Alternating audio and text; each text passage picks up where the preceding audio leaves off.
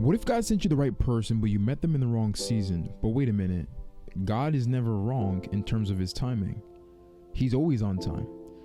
So if the timing wasn't right, then maybe it wasn't the right person. But hear me out. What if God sent you the right person, just not in their best season?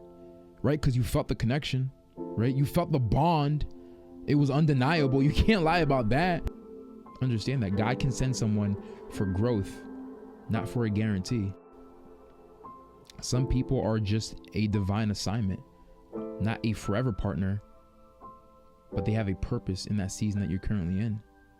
It's not pain, it's something that's sacred.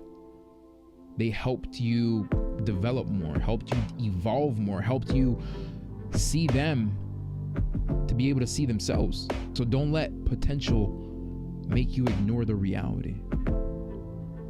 Because there's two types of people that you fall in love with when you walk into any type of situation with someone. First, you accept and fall in love with the person that they are now.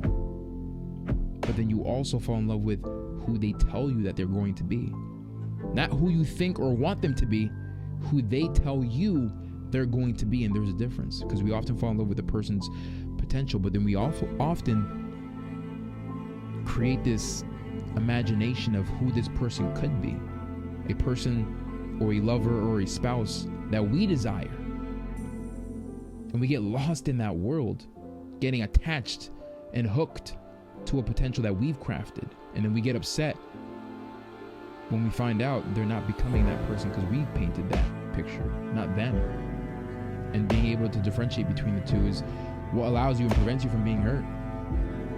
So don't fall in love with what they could be. Fall in love with first who they are. And ask yourself, do I love who they are now? Because God never asks you to compromise your peace